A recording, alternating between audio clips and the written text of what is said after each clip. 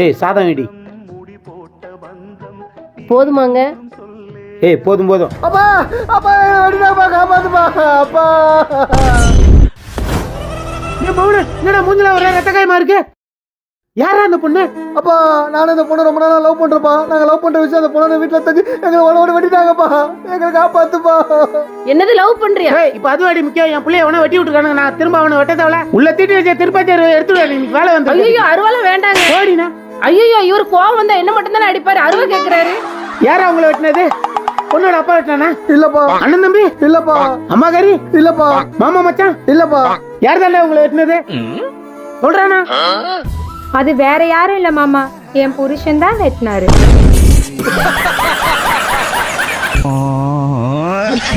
மனித குலது கொள்ள இது மனித காதல் அல்ல. அதை தாண்டி